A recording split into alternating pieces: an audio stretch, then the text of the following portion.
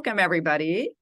It looks like it's getting a little nicer out there, but it's really nice that Carrie organizes these lectures for us. So we have the option of connecting online during a dreary March night, quite much like this one. Tonight's guest speaker is a lifelong resident of the Piscataqua region and a graduate of the University of New Hampshire. Peter began his career with Historic New England, where he was the Portsmouth Exeter site manager responsible for running 4 historic houses. After 12 years of working at the New Hampshire Division of Historical Resources, he took a position doing cultural resource management for the federal government. He is a board member of the New England chapter of the Vernacular Architectural Forum, secretary of the Portsmouth Historical Society, and serves on the Strawberry Bank Museum's National Council and Portsmouth Advocates. Well, all of that is very impressive, but I think Peter may have forgotten to include his tenure with us here at the Old Berwick Historical Society in his bio. So I'm going to fill it in for him. I've had the pleasure of knowing Peter from the days when we were the youngsters on the board of OBHS and Paul Colburn was our fearless leader. I would describe him as brilliant, curious, and incredibly passionate about history. Peter has contributed to our society in so many meaningful ways. It's hard to even list them all. Back in the day when we used to put on dinner theaters, he's played characters as diverse as Mill Agent Hale during a Mill Girl rebellion, to an outraged priest trying to stop the speakeasy, to FDR on a stopover visit during the Sobo 1940s canteen show, USO show, and including an air raid siren. He has also helped us with exhibits, our collections, and has been an incredible resource for one of our most important programs, the Hike Through History, which we put on with our local schools. His family even has a stop on the hike where his family, after they migrated from Canada, and it teaches the children about what it was like to be a French-Canadian immigrant living and working in South Berwick. And getting back to why we're here tonight, he has led many lectures for us on a variety of topics, both inside buildings and throughout the local landscape. If you follow Peter on Instagram, his passion, curiosity, and deep knowledge of historic buildings is on full display as he treks across the countryside, visiting churches, houses, and any building that strikes his fancy. In his posts, he teaches the rest of us about details in literally entire buildings that we may have otherwise overlooked. He's a details kind of guy, and his architectural photography is pure art. And as an added bonus, the fun photos of his dog are hysterical. I highly recommend giving him a follow. And back to the topic of his current lecture and why we're all here tonight. Please give a warm welcome to Peter Michaud as he shares his insights and wisdom about Eric Huddleston, New Hampshire's architect.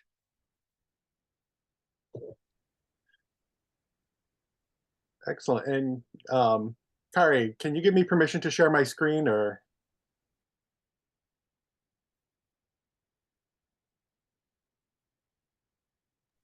I'll make you host, and then if anyone has any comments or questions throughout the lecture, please just put them in the chat box and we'll ask all the questions at the end. So as you think of them, just type them right in. So I think you should be host now. Is that showing up? No? Let's try this again. Okay. Here we go. Now you're host.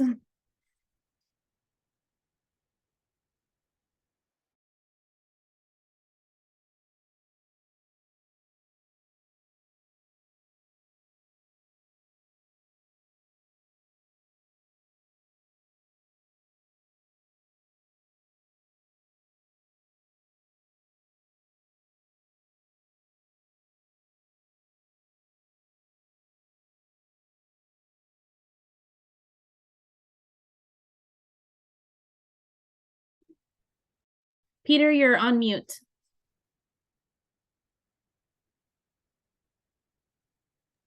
How's that? Perfect. Oh, much better. So we're going to be talking about Eric T. Huddleston today, who was not from New Hampshire, but came to New Hampshire and spent the majority of his career working in the state, primarily for the University of New Hampshire. And the bottom line up front, Eric Huddleston is probably no architect in New Hampshire either before him or after him, has had the influence on New Hampshire's architectural community or the built environment that Eric T. Huddleston has had. And so we're going to sort of look at him and talk about that, and then we'll open it up to questions after. And obviously, this is Mr. Huddleston.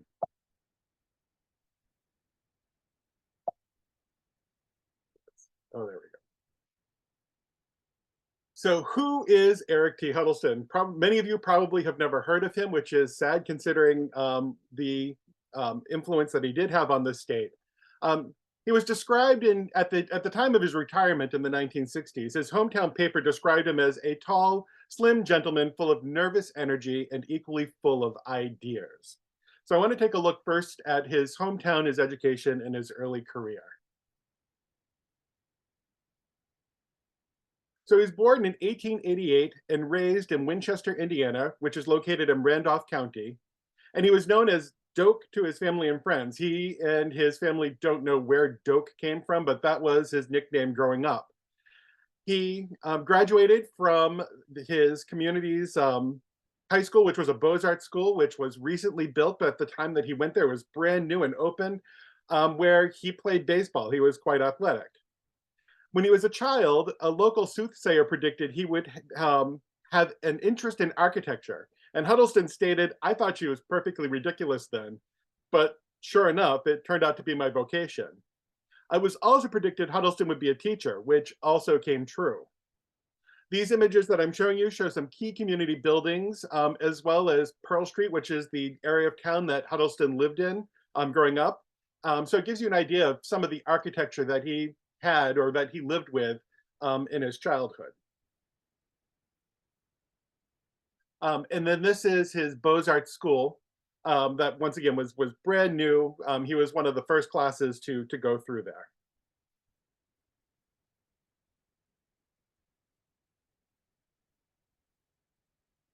In the first decade of the 20th century, he studied at the School of Architecture in Cornell, graduating with a degree in architecture in 1910.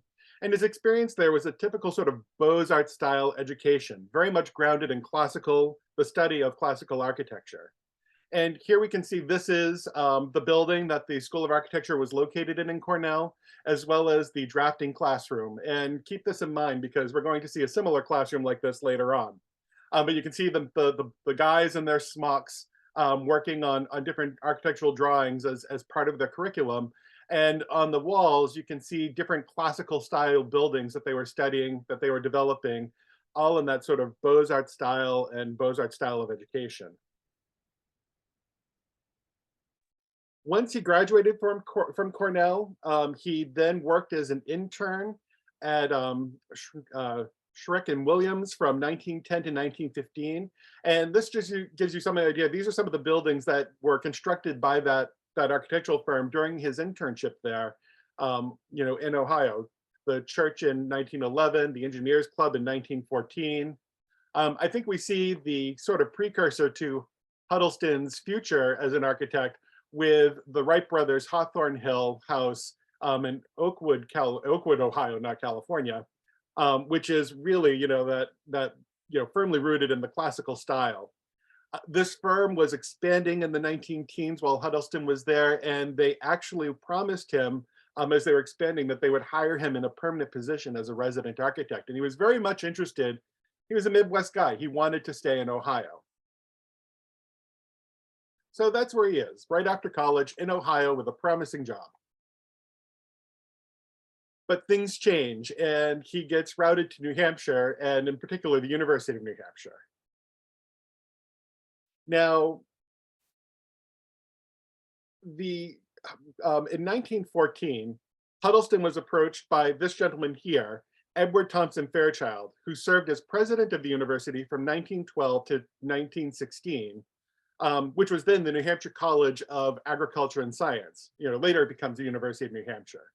It was a land-grant college that was founded after the Civil War, and it was originally co-located with Dartmouth up in Hanover, New Hampshire, but it was a very unhappy marriage. The New Hampshire College was really not happy with how Dartmouth was treating it, and Dartmouth really felt that this college had been foisted on them and didn't want it. In 1893, a farmer in Durham named Benjamin Thompson solves the problem when he gives his farm in Durham to the university to be used as its new home.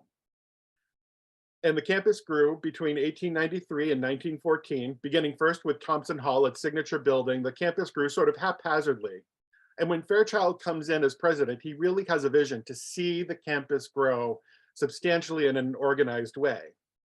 And he contacted Cornell and asked them if they had anybody that they would suggest for this job. And Cornell suggested that he talk to Huddleston. So he offered Huddleston $1,000 to be the campus architect. Huddleston was not interested in leaving Ohio and was thinking he'd want to stay in the Midwest, but he didn't want to just say no. So he told Fairchild, well, you know what, if you give me $2,000 and a professorship and allow me to start my own school of architecture, then I'll come. And to give you an idea, $2,000 today would be a starting salary of about $60,000 in today's dollars. And $2,000 is what the deans were making at UNH. Professors were not making $1,000 a year at this time at the college. So a few months later, Fairchild comes back to Huddleston and he agrees. He gives him everything he wants. So Huddleston doesn't go back on his word, and he and his new wife move to New Hampshire, and he becomes the college's youngest and most highly paid professor when he started in 1914. And this is him in New Hampshire. You can see the New Hampshire plate soon after he moved in his Ford. Now, Huddleston likely knew something of the area and its architecture. You know, the Piscataqua region, as you know, in its colonial architecture, was fairly well known in the early 20th century. Between 1878 and 1900, the historic architecture of the Piscataqua was featured in 5 books on colonial architecture, a trend that continued with the publication of books, surveys, and portfolios into the first 3 decades of the 20th century. And to quote Kevin Murphy, and you know, in a noble and dignified stream, the Piscataqua region provided imagery of the past far out of proportion to its geographic size. So while Huddleston had never been to New Hampshire, he probably had at least seen some of the buildings and some of the historic architecture that existed in our state. When he arrives, this is a good survey. It's a nice little postcard that's a snapshot of the majority of the buildings that existed at UNH when Huddleston arrives in 1914, and not one of them is colonial. You can see it's a mix of different styles, from Richardson Romanesque to Gothic. You know, it's an interesting eclectic group of buildings, but not a cohesive design. And Huddleston immediately works to change that. I also want to point out that his first house in Durham was a little 4-square, and I've yet to figure out where this exactly was, but mirrors the houses. If you remember that street of Pearl Street, where the neighborhood he grew up in, his initial house in Durham was very similar to the house houses that he would have known when he was down in his hometown.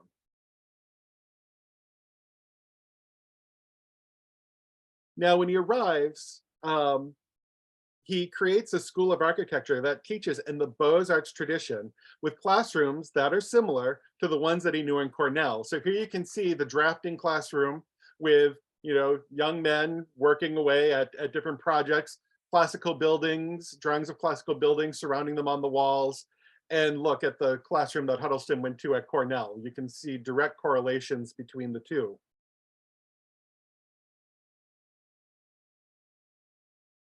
And also, here's Huddleston right here, young Professor Huddleston teaching a drawing class, which, you know, this is the co-eds, the young women at UNH taking this class, but the architects would have been taking drawing classes too. And if you look, here's a drawing class at Cornell University, you know, from the time that Huddleston went there. You can see that he really is sort of taking what he knew and what he experienced at Cornell and bringing some of that here to the University of New Hampshire. He was a popular teacher and was known to his students by the nickname of Hud. And throughout, you can see people always referring to him as Hud. He had that sort of personability that it's clear he didn't have a very formal relationship with his students. And that worked, I think, to his favor in developing really strong relationships. When Huddleston arrived, he oversaw there were plans in the works for constructing a dormitory, and he oversaw the final design and construction of what became Fairchild Hall. He also combined his work to expand the campus with the School of Architecture by making the campus a practical laboratory and involving his students in all aspects of design and construction. So from 1914, when he starts with this building, up until 1944, if you were one of the students working for Huddleston, you weren't only in the classroom, but you were actually out in the field, and the university campus was your field.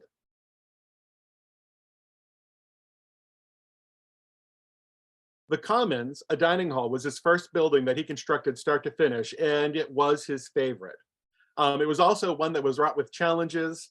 The legislature in New Hampshire, after funding Fairchild Hall, was very reluctant to fund the project, and only did so once there was some intervention by the governor. And even then, the building was underfunded by about $20,000, which was a substantial hit for this building's budget, and had to be built in phases, and it did lose some features, including at one point it was supposed to indeed have a cupola, but the cupola was knocked off as a budget item. And here you can see, once again, if you can see my pointer, Huddleston here in the corner with the workmen laying the cornerstone for Fairchild Hall. Not Fairchild Hall, the Commons.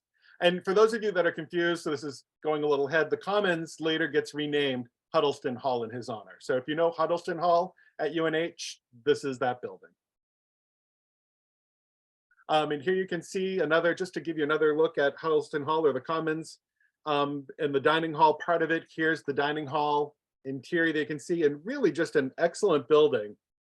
And when it was completed, it set the tone for Huddleston's future work at the university. He designed almost exclusively in the Colonial Revival style, which blended forms and details from Georgian, Federal, and Greek Revival architecture. This and future buildings proved him to be adept at utilizing the language of classical architecture in an academic setting. Now, early on in his career, there was a bit of a shock. So he arrives in 1914. In 1916, Fairchild, who hired him, passed away.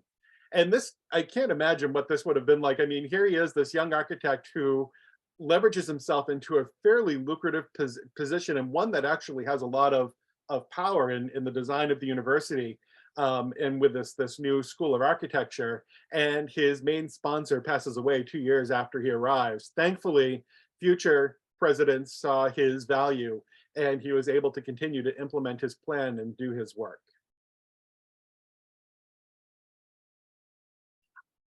I will not go over all the buildings at UNH that he designed because we would be here for hours upon hours, but I do want to take a look at a few.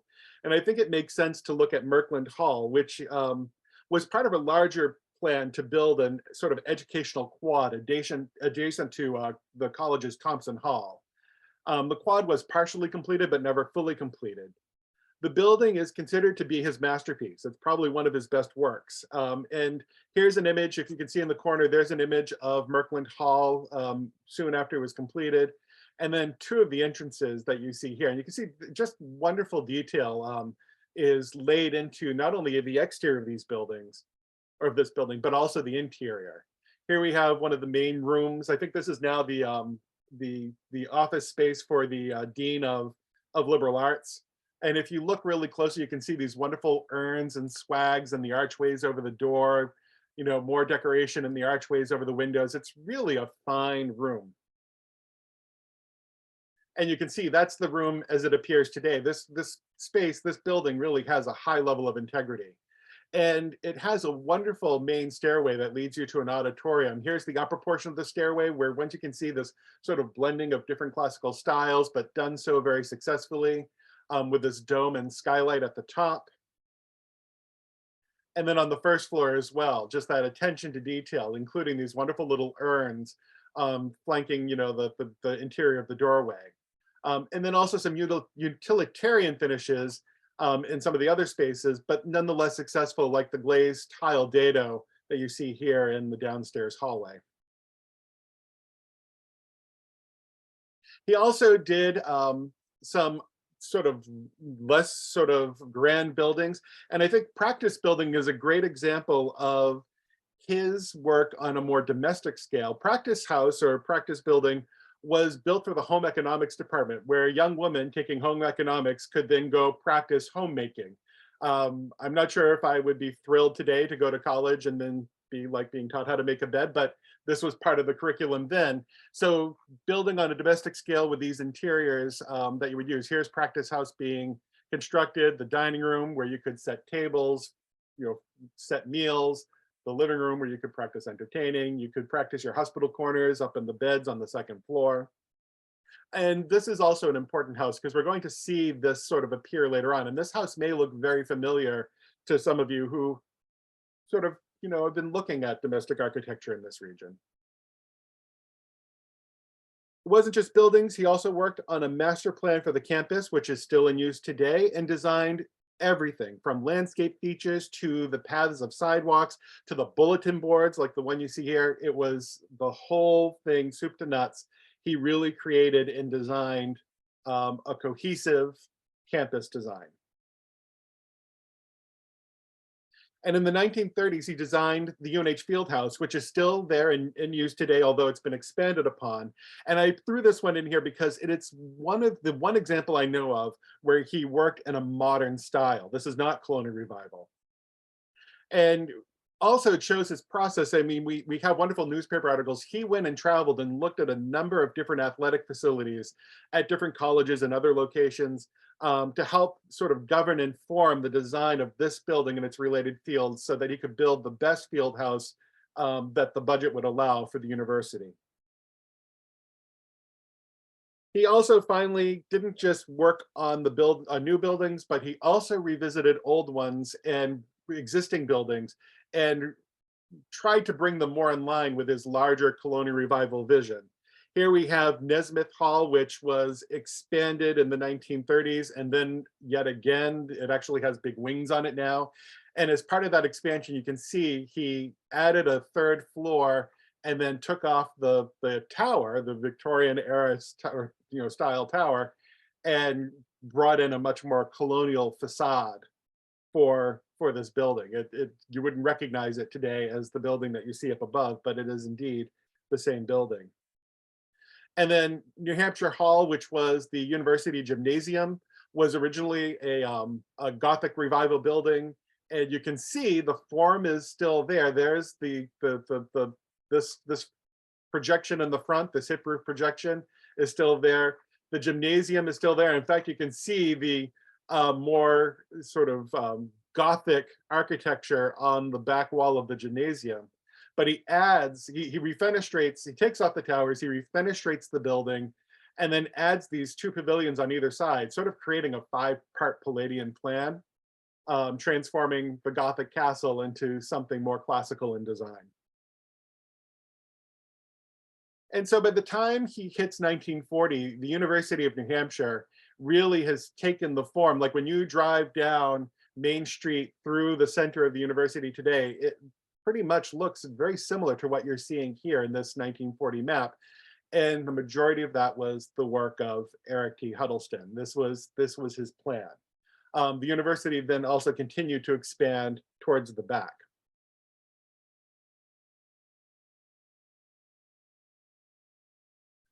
Now, the university continued to grow into the 1950s. Sorry, and I skipped ahead. By 1940, the core campus had taken a form that's recognizable today. After the war, the architecture program closed due to a drop in enrollment, and it never reopened. Huddleston also had failing eyesight and recognized this and decided to retire as campus architect in 1947. However, he was still the supervising architect and was the supervisor of all projects that were occurring, now designed by other architects, and he also still continued to teach. And in 1947, the university saw the design and construction of Kingsbury Hall, and it's the first building not to be designed by Huddleston since 1914. And other than the Fieldhouse, it's the first academic building that was not in the colonial revival style. Instead, it's a stripped classical style building. Unfortunately, the Kingsbury Hall no longer looks like this. This wonderful stripped classical portico has been removed, but there were wonderful murals inside that were preserved as part of that rehab. And here we have the campus in 1950s. So to orient you, here's T Hall, there's Merkland Hall, the Kingsbury Hall is back here. The library has not been built yet. The field house is over here. For those of you that went to UNH, A-lot, the infamous A-lot is over here. By the 1950s, under Huddleston's supervision, the university continued to grow. However, his eyesight continued to fail. And in the 1950s, he did retire as the supervising architect. And then in 1963, he retired from teaching. And to honor his work, the university named the Commons Huddleston Hall in his honor. However, he continued to keep an office at Kingsbury Hall, and he continued to keep an eye on the development and work that happened at UNH. And he stayed at the university until his formal retirement in 1966. And I think it's interesting if you look at this, he's got a big eye, the magnifying glass that he's holding in his hands. And after 1966, he actually moves up to Lancaster, New Hampshire to be closer to family up there. He had a son up in that area. So that gives you in a nutshell sort of his work on the campus. He also then, during this time period, was working off campus on several commissions and also had some other work, including involvement with the AIA.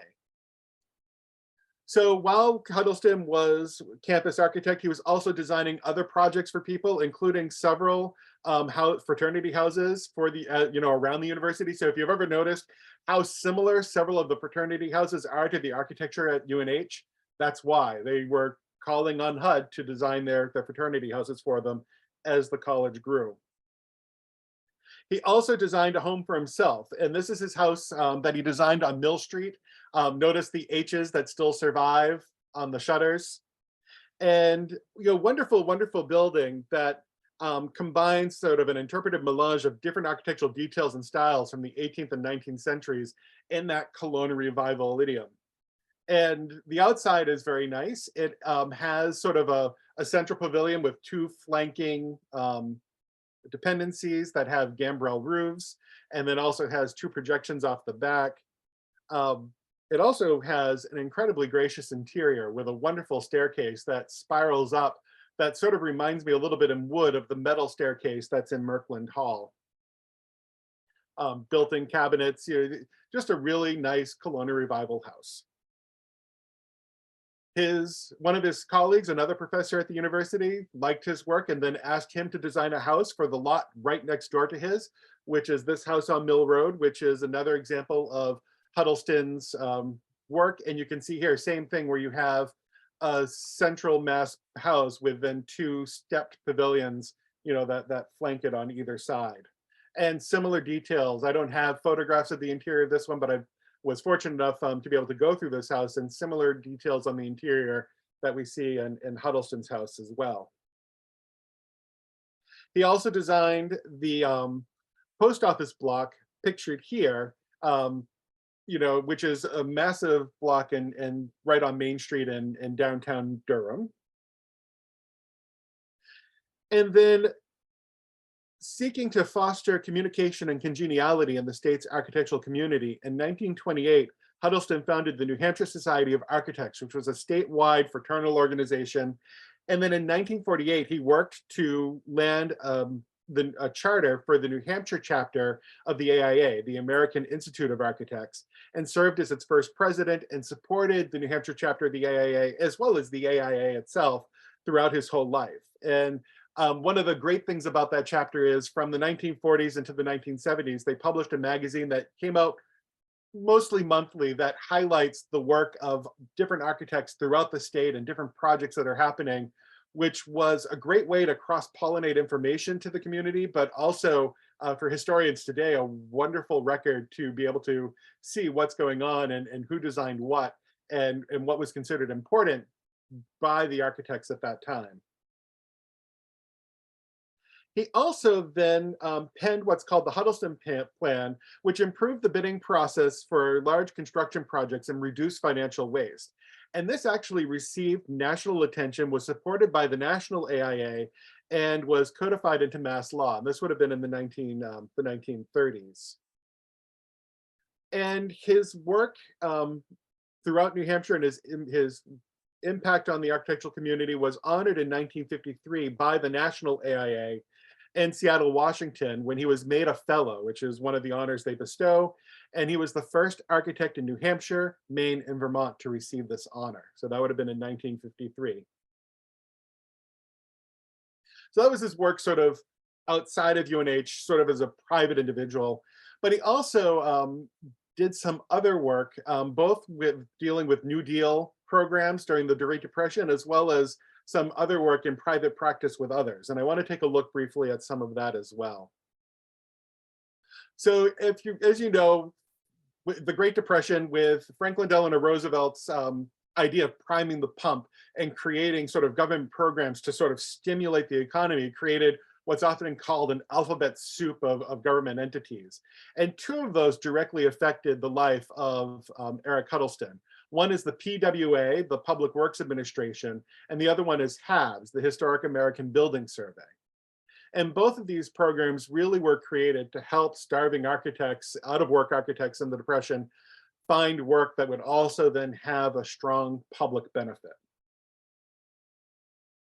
So for HABS, HUD became the head of the HABS program for UNH. He ran it, where he was charged with choosing what buildings and locations in New Hampshire were going to be documented. So the Historic American Building Survey is exactly that. It looks at buildings that have significance to American history, and it documents them with measured drawings, with photographs, with research, and it's a very formalized process. And you can find these documents on the Library of Congress website. They're available digitally. They're an amazing resource. So Huddleston, with the committee, was choosing what buildings and places in New Hampshire were going to rise to the level to get this kind of documentation, this level of documentation. And that's sort of a position of power that still affects us today. You know, it really sort of defines sort of buildings that we are going to call important in the 1930s. The PWA, or the Public Works Administration, was another program that was, they provided money for new construction for schools, municipal buildings, libraries, infrastructure project, et cetera. They had to be projects that were publicly owned, that had a public benefit. And between 1933 and 1943, the PWA distributed over $6 billion into the economy for a variety of projects that range from amazing campus, public campus buildings, city halls, libraries, to wastewater treatment plants. The unlike the WPA, which directly funded work, the PWA was there to fund projects, and it was a matching sort of project where communities still had to up and provide some of the money for the project, but the PWA still carried a substantial amount of the total bill for whatever construction that was happening. So realizing that there was going to be a lot of work coming forward with PWA money being being pumped into the New Hampshire economy, Huddleston goes into partnership with one of his former students, a man named Irving Hersey. And this is Hersey when he was a student at UNH on the football team in his football uniform. Hersey was also known because of his he was very tall, he was very broad-shouldered, and he was very muscular. He was known throughout his life by the nickname of Moose. And the two of them became Huddleston and Hersey Architects. And that existed from 1935 to 1942. And I want to just take a moment. This gets a little confusing. After what happens in 42, the war breaks out. Hersey goes and he fights in the Pacific Theater. And in 1944, he comes back home and he starts, partnering with different people and has an architectural firm in the 40s that sort of, it's Hersey and Phaneuf, Hersey and Spalding. And then eventually in the late 40s, it becomes Irving Hersey Associates, and Huddleston rejoins. And for the rest of the organization's career, the Hersey Associates claimed their start going all the way back to Huddleston and Hersey. So it's really hard to separate the two out, and really Huddleston and Hersey Associates or Hersey Associates is a continuation in a sense of the Huddleston and Hersey architectural firm. They rented a space in the Durham Town Hall right in downtown Durham. That building stands today. And incidentally, this was one of the buildings that they surveyed for their one of the HABS projects. And was overseen directly by Irving Hersey himself. And one of their earliest works was this commercial building in Durham, which is still there today. And it really shows, once again, you can see if you look at the details on this building, which are pretty lovely, they are firmly rooted in that colonial revival style, but that is going to change, as it did with many architects in the 1940s and 50s. Now, one of the earliest commissions was Rollinsford Grade School, which was built in 1936 for $74,392. It's the earliest commission, documented commission that I can find for them. And they're one of the first school commissions that they had. And this school becomes a prototype of a school design that then they repeat again and again with different modifications for a total of 17 known schools that were constructed in New Hampshire, Maine, and Massachusetts. The prototype design for the school, pictured here, was modified to a more simple roof, the more simple roof, gable roof that you see on the building today. But the earlier design had tall parapet walls that reflect some of HUD's work, not only at the UNH campus, but also work of the firm later on. And here we have the public library in Ossipee, which was also designed by the firm. And you can see these tall chimneys and parapets. You can see the tall chimneys sort of here on that library as well. Now, when completed, the school was photographed and written up in a national publication with help from the architects as an example of a modern, attractive school built on a modest budget. And it was the prototype for what would I said, the 17 Colonial Revival schools. So here you can see the front of the school, and here's the back with its auditorium and its playground. And it had a fairly flexible floor plan, pretty big open classrooms that could be used for a variety of grades. And also, and this is signature of their other Colonial Revival schools as well.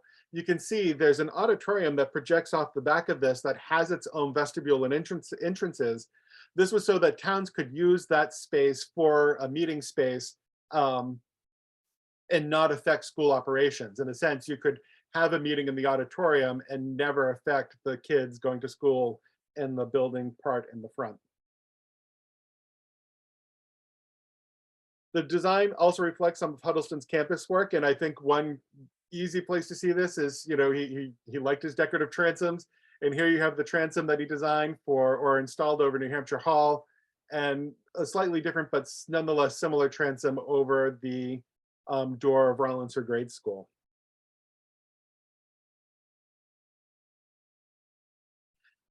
And the colonial exteriors of these buildings were just veneer for a modern structure that incorporated a variety of modern materials that include concrete, metal, terracotta tile, and gypsum block. These are all in views, and you can see the grade school in Rollinsford.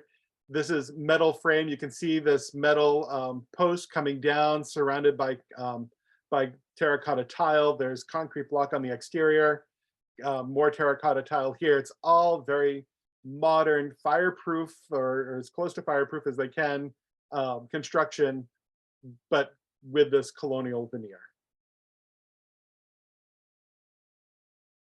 I'm not going to look at all 17 schools, but to give you a few more examples, right after Rollinsford, he also designed the grade school in Barrington. Unfortunately, this building was demolished fairly recently. And it provides a variation of the firm's school. It also shows that hipped roof that became the signature of the rest of the schools that they constructed. Rollinsford is the only one with the gable roof.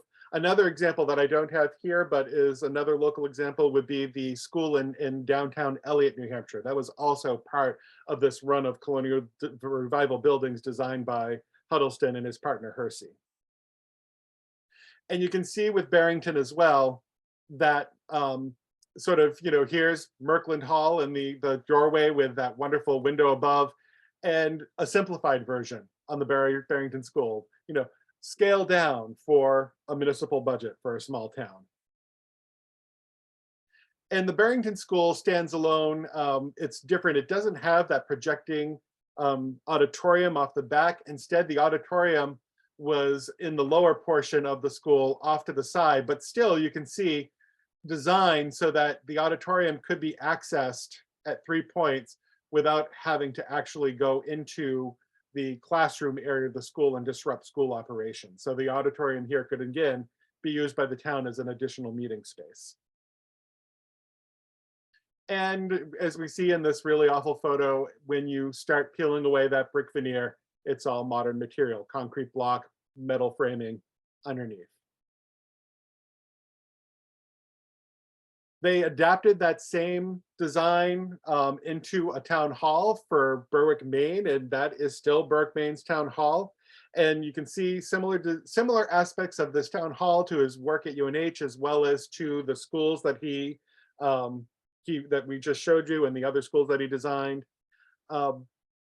This building in particular was published in a book by the PWA in the end of the 1930s to highlight some of their more successful projects that they funded. And that's what this page is out of. It's one of the only ones from Maine and New Hampshire to be placed in that book. And this just gives you an example, you know, the school design, it could be a one-room schoolhouse. It could be one with a very broad front gable. This is in Kingston, New Hampshire. This broad front gable building is in, I hate when I blank out, we'll get back to that. The Hampton Academy here below is probably one of the most ambitious of their designs. You can see where, you know, you've got band coursing and you have some really nice sort of lintels with defined keystones that are made out of stone, coins on the corner. But all of them had this cupola, and all, you know, it is not unusual to have a 1930s colonial revival building with a cupola on it, but when he retired, it was noted that the cupola was indeed Huddleston's sort of signature piece on a lot of his buildings. And they do have a sort of proportion. As I was looking at schools to try to find comparisons of ones that they did, you started to be able to figure out quickly at a glance which ones were Huddleston and which ones weren't. They just have a certain dimension and design to them that make them sort of easier to pick out. Now the firm, as I said, we transitioned from Huddleston and Hersey to Hersey Associates. And with that transition in the 1940s, they started to transition or try to transition into a more modern sort of architectural firm, doing more modern designs. In 1949, they designed their first modern design school in Exeter, New Hampshire. And they tried to bring that elsewhere. But I think it's interesting that when they went to Derry in the 1950s, they presented 2 sets of drawings to the community. And the community chose the second set of drawings. And I'm not sure, but I'd be willing to bet that the first set was not colonial revival based on other work that's going on with the firm at that time. But instead, the community of Derry wanted one of these traditional schools. However, by the end of the 1950s, they're no longer building these, and they're building more sort of flat roof brick buildings, typical of the schools that you think of the late 50s, 60s, 70s. And one of their schools that made the news was Somersworth Junior High School, also now known as Somersworth Middle School, which was the first school in New Hampshire to be heated electrically, which is why it made the news. But this also gives you an idea of what the firm moved to. This is sort of very typical of the types of schools they designed. And there's this school, Somersworth High School, is an example of their work. And then the what's now the junior high, but was originally built as a high school for Marshwood, is another example of the firm's work. They didn't just do schools, they also did a variety of different buildings, armories, courthouses, academic buildings, and then also banks like this one. This is the Somersworth Rollinsford Savings Bank in Somersworth, which is of course now City Hall. And from 1935 to 1981, this firm completed over 531 projects, including over 200 schools in New Hampshire, Maine, Massachusetts, and Vermont. And this gives you sort of this was from a brochure that they produced in the early 1980s to highlight the sort of history of the firm and the types of buildings that they designed. And here you can see there's Rollinsford Grade School right here. There's Berwick Town Hall. Somersworth High School is, I believe, in here someplace. I think that might be it. There's the bank. A lot of, you know, varieties of buildings. Hersey actually retired in the 1970s, sold the practice to one of his employees, and the practice continued until 1982, when it finally closed. So that's in Huddleston and I should go back, Huddleston during that time period of Hersey Associates was actively working with that firm, but also consulting with other firms as well. So my final chapter of this, I want to just take a quick look at Huddleston's influence and legacy. And the first thing is he was copied. He inspired and then sometimes was copied by his peers. Great example, this is University of Vermont actually was built dormitories to match dormitories that Huddleston designed at UNH. And that made the news, and they credited him. There are other architects that were designing schools and other buildings that were very similar to what Huddleston was doing. But then I think also towards the end, Huddleston was also borrowing stuff from them. It wasn't a malicious thing, it was a very collegial sort of borrowing, for lack of a better term.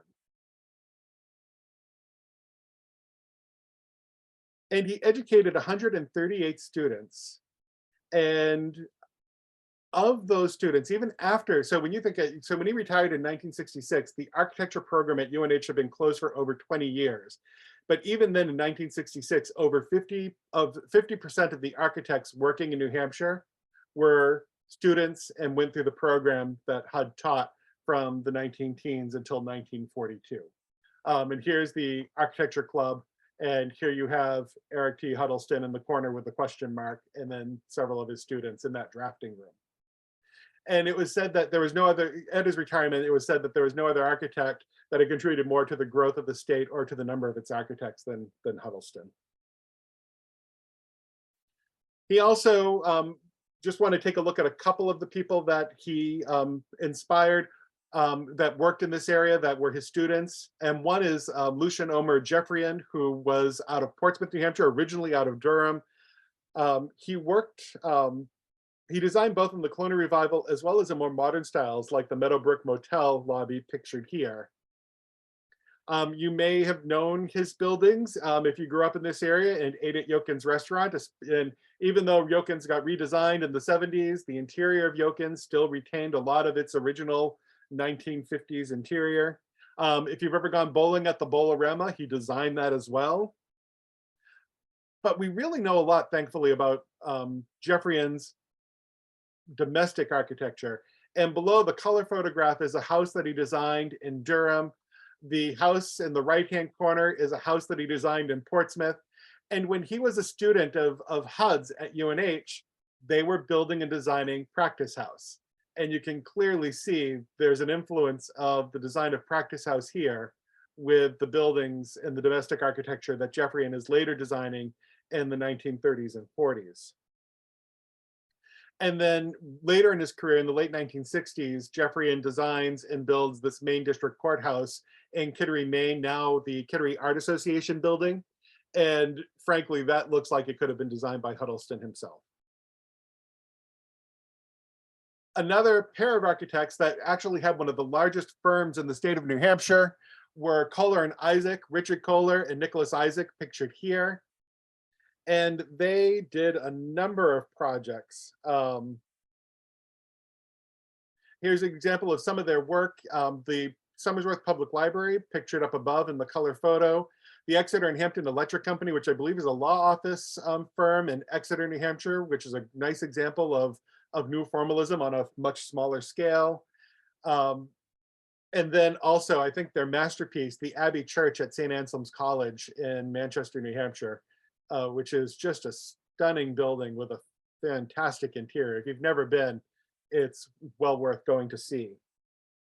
And I think right now, Kohler and Isaac's work is like a big topic of discussion because they designed 4 federal buildings, including this one in Portsmouth, which has been, if you are reading the news at all, a hot topic for the last 10 years. Some people think it's a fantastic example of new formalism. Some people think it's the ugliest thing to ever be placed on God's green earth. But it's interesting that here we are 50 plus years after it's built and we're still talking about it. But most importantly, Huddleston fostered a community of architects that, to quote architectural Lisa Mazoff, though all were shaped by Huddleston's Beaux-Arts classical vocabulary training, once they left UNH, they displayed a wide range of styles from traditional to modern in their works. Huddleston, throughout his career, continued to support, encourage, and consult with his students, as well as any architect working in New Hampshire. And when he retired, it was said he was the one architect in New Hampshire that every architect knew. So no other architect in New Hampshire in the past or present has been celebrated by his peers like Eric Trevor Huddleston. His influence in New Hampshire's environment and in the field of architecture is unprecedented and still unmatched. And I would argue he was New Hampshire's architect.